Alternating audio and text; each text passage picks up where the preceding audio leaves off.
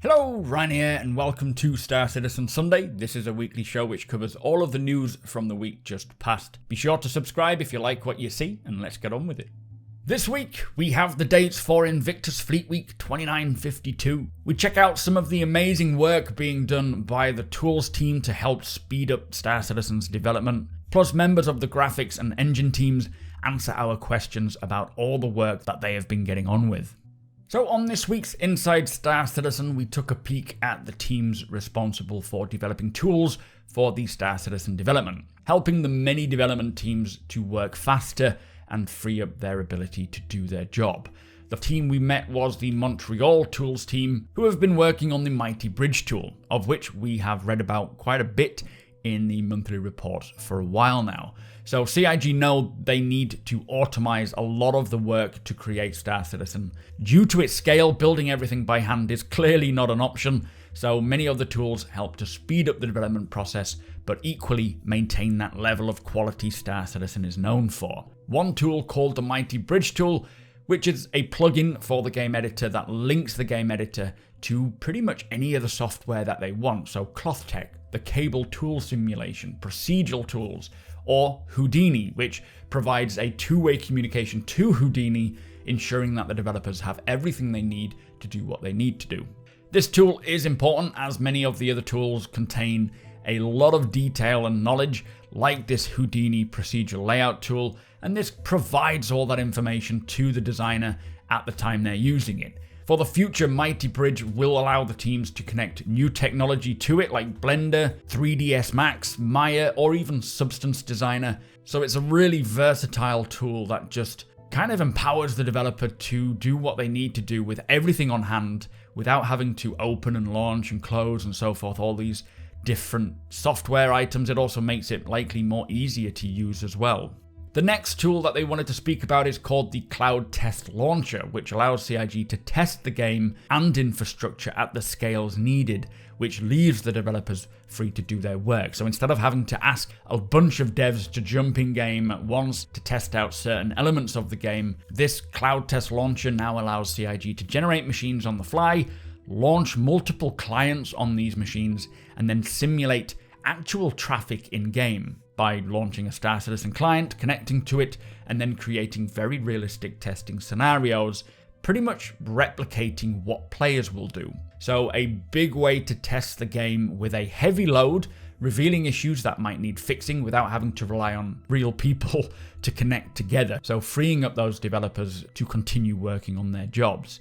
They did say that this is also going to be very helpful for when they implement server meshing, as this will provide a very reliable test method. It will also allow the developers to test the process of players moving through jump points, switching servers, so a very important tool for the future of Star Citizen, and likely make builds that we get feel more robust, as CIG will be able to test much deeper, revealing these issues earlier on, getting them fixed before they even make it into our hands. And with things like server meshing and these big core elements making their way into the game, relying on tools like this is going to kind of be imperative to expanding at the speed and the scale that they want to. A great episode of Inside Star Citizen, looking at something a little different than the norm. So this week's Star Citizen Live was with members of the graphics and engine team answering all of our questions. The first lot of questions are regarding Gen12 and its role, with the first one being what is the difference between Gen12 and Vulcan, and how are they related to getting more optimizations in game. So Gen12 is the internal rendering architecture, and Vulkan is the underlying graphics API that will one day replace the DirectX 11. I will also say that the Aegis Vulcan is a support ship in the game as well, just to add a little bit more confusion. So lots of Vulcans, but each doing different things. So the Vulcan API basically scales much better on multiple CPUs and threads and will help with performance. And they say that the next step for the Gen 12 conversion is the dynamic objects like players and ships, the transparent objects and the planets as well. And once they are done, then Gen 12 will be complete. Now the next question is, are there any switches to Gen 12 that are not performance related? And they say it does give more room for better features, making it easier for the developers to do more, so it unlocks other options for optimizations that they wouldn't have had previously. So not just performance, but things like DLSS and FSR.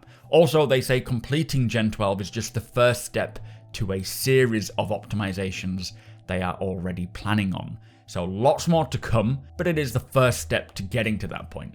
The next question is, will people with older GPUs see an FPS boost after Gen 12 and Vulkan? Now, they say that the goal of Gen 12 is really to improve CPU performance, so you might not see an improvement as they will be better utilizing all the cores of the CPU, but if you are bottlenecked by the GPU, then you won't likely see a benefit. Right now, though, the focus is on improving the CPU performance, as this is the most common bottleneck for most people. Next question. Since the Gen 12 update in 3.17, my performance has dropped. Why is this? So they basically say that if you are not already limited by the render thread, then you won't see any performance increases, but once they are running full Gen 12 and not using the legacy path at all, then we should see the full potential. Now, I will say myself, I have not seen a huge increase, which I am assuming is, like he says, my CPU not being held up by the render thread, as my PC was kind of tailored to run Star Citizen as good as it can for how it kind of works when I built it, which clearly will change somewhat over the years with more optimizations, but I do actually see much worse FPS at places like Lawville, but not all the time. My frames around Lawville in just its own landing zone can jump from 20 to 25 frames and go as low as that, but then jump up to 40, 50 frames, depending on where I am in Lawville, which I assume is more to do with optimizations of maybe the Maria Pere of Heart Hospital or other things, I don't know. Anyway, next question is DLSS or FSR, question mark.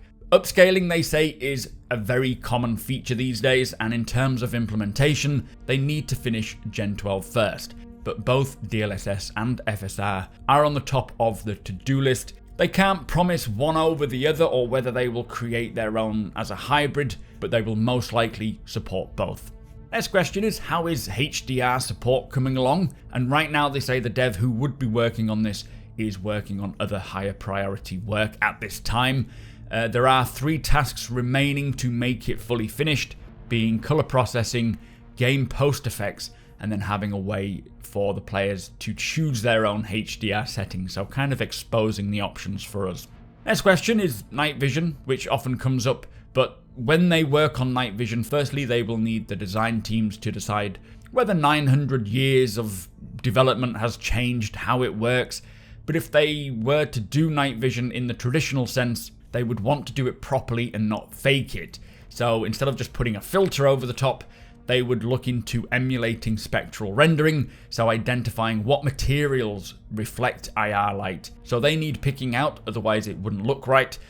So it's quite a complicated task to do it properly, and will need to be figured out how CIG want to do it. I do fully expect them to develop, personally speaking, I do fully expect them to bring night vision, but again, they don't want to just slap on a filter and say, there you go. They want to make it proper. They want to maybe add tools, I would have thought, or devices that we can use. But as always, they won't skip corners. They will do it properly, but it sounds like it takes quite a bit of work. Now, next question, how will the graphics system accommodate large fleet battles? So right now, as they say, we are very much CPU bound. CIG will likely improve this from the rendering side as they can utilize more cores, but there are, of course, many other systems that need to be looked at, like AI, game code, and so on. Lighting-wise is not a real big issue in space, but ship interiors are very heavy on performance. And in some cases, they can cull out the interiors if there are no windows on that ship. But for some ships, like the 600i, for example, with many windows, it can really lean more onto the performance side of things. They are planning on cube maps to capture the environment and then reflect it to render a very low quality version of the interior using ray tracing, I think they said, which will be kind of indistinguishable from the real thing at a distance, and then culling the actual interiors when big battles are going on. So quite an interesting approach. They did say they will need to see what the other threads like physics are doing in order to see what they can do to keep performance up, but there's a lot of things that they have in mind, and then lots of other things I guess they will discover along the way as more optimizations come in. Now, the next question is, how is the new window shader coming along, which is what will replace the 3D looking interiors on windows around landing zones. We saw this in a sprint report a little while ago, I think. But they say this is already in engine and it is looking very impressive, but they are now just experimenting with it. So chances are it will come pretty soonish as it is in game. They're just testing what and how it works. But yeah, that will look really nice around, especially New Babbage, flying past all those windows and making it look like there is an interior there. Next question, do you have plans to have ship and helmet lights cast shadows in the future? Now they say this is a difficult one to contain the cost of doing it, so the performance cost. One ship with one light is very easy and not a problem in terms of performance, but multiple ships altogether is very heavy on performance. So they will need to find a good way of doing this for consistency. They do have an idea of how to approach it, and if it works, they will likely roll this method out to all lights like head torches, muzzle flashes as well. It could be something that the user could choose and scale in the graphics options, so leaving it up to the client to decide how much they want. But I do find shadows and lighting very important for selling that realism, so I do hope they find a good way of doing this. But of course, if you've got 10 ships with people on board or around with head torches, I can understand it'll get quite problematic. Now, next question, render to textures for exterior cameras for landing maybe, question mark. Now, Ali Brown has been pushing for this and he does want this, but it really starts with design and whether they want it themselves. He also doesn't want a photorealistic camera due to performance costs, and he would prefer something like a LiDAR depth camera instead, like we have in cars already, which will provide scale as well to actually help better understand the terrain information, so really helping you to understand where you're landing and what is around you, which I actually, hearing that, would probably prefer, being able to see the height of the terrain, whether there are rocks there, rather than just a camera looking down. I feel like the LiDAR option would actually be a lot better. Anyway, next question is ultra-wide support, scaling, UI in particular, any updates? Now, this isn't really for the engine and graphics team. It's more of a UI question, and there is a UI team video coming sometime in the near future, so they will answer there, I suspect. Next question, are there any plans to dynamically use more VRAM on cards that have more available? And they say yes, but right now there are no real benefits just yet, but they do want to open up the options to the player to choose how they distribute their memory. In the future, they would love to have a high-res texture pack as well, as they do author their textures at double the resolution that they are shipped at. But there are things that they need to resolve before doing this, like reducing the size of the build. That would be pretty nice. I mean, Star Citizen looks fantastic already, so double the resolution for textures would look phenomenal. Now, next question, is it planned to support direct storage on Windows 11? And do you expect a performance boost from it? Now, they have taken a look at this, but they already have custom tech in place to improve the memory transfer through the GPU. So it's pretty unclear whether they will gain much performance, but they will decide later down the line, I think. What is being done with render distance and level of details, as there is a lot of popping in and it looks dreadful.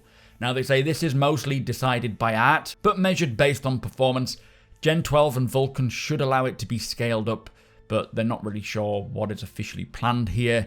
There are plans, though, for extreme LODs to improve this, but I will say there is quite a bit of popping in and out, so yeah, any improvements there would be very nice. And for the final question, what is the team working on in the immediate future? Now, firstly, finishing Gen 12's transparent rendering, and after that, it will be the planet and atmosphere stuff. But once Gen 12 is done, it's Vulcan, which they say won't be too far behind after Gen 12 is completed, as they are being developed in parallel. So do expect the first version of Vulcan shortly after Gen 12's completion, which is exciting to hear. There is also a backlog for Squadron 42 tasks, which they would need to get done, but also long-term features like jump points need some R&D. Shorter term, they want to improve water effects, as well as DLSS and FSR approaches, of course. So that was Star Citizen Live. Some great updates there. A lot of stuff that we have heard already recently from Ali Brown's Star Citizen Live. So I was quite surprised that they got them back on a show this early on after that episode. but of course it will be new to some people. So next week's Inside Star Citizen, they say, is an all sprint report episode, which I love. Plus, Star Citizen Live next week is with the modular content team, which should be very interesting. So next week already sounds pretty epic. So also this week, the narrative team spent time answering our questions in a new edition of Lawmakers Community Questions. Some great updates here in regards to the messes, horrors of the verse, and much more. A great read for any lore buff out there. The Persistent Universe and Squadron 42 monthly reports were released as well. I have released my video covering all of the work that was done on the Squadron 42 report, with the Persistent Universe report coming sometime this week, so do keep your eyes peeled for that. I will link my Squadron 42 video below if you want to keep up with its development. And finally, we have details on Invictus Week 2952, which is happening between the 20th and 31st of May at Orison. And in this week, we celebrate the UEE Navy, allowing players to once again tour an in-service Aegis Javelin destroyer, so do check that out. I highly recommend it. As well as a free fly, meaning anyone can try Star Citizen for free. Just simply create an account on the RSI website, and do make sure that you use a referral code. So if you've got a friend who has been banging on at you for ages to try Star Citizen, do them a favor and ask them for their referral code, or feel free to use the one in the top left hand corner, as this will grant you some extra in-game creds. Now, you don't need to spend a penny on the game when it gets to those dates, so between the 20th and the 31st of May, you will be able to download and try Star Citizen completely free and decide whether playing this current alpha is for you or not. It's not for everyone. You have to make that decision for yourselves though. I have heard that there may be some new vehicles to buy, including the Drake Mule, which sounds like a ground cargo style vehicle. Whether it's more of a forklift thing for the cargo refactor, or whether it's kind of like a flatbed, we will have to wait and see. But also potentially a large Anvil ship. Could this be the Anvil capital ship that we have been hearing about for a long while now? We will see, but as always, I'm sure a lot of money will be spent. The full manufacturer schedule for Invictus can be found via the link in the description below, and I am very much looking forward to this year's event. So that brings us to the end of the show. If you do enjoy my content, please consider subscribing and hitting that like button. Also, I am able to do this thanks to my very generous patrons and channel members. If you appreciate what I do and would like to help make it even better from as little as $1 a month, all of the links are provided below.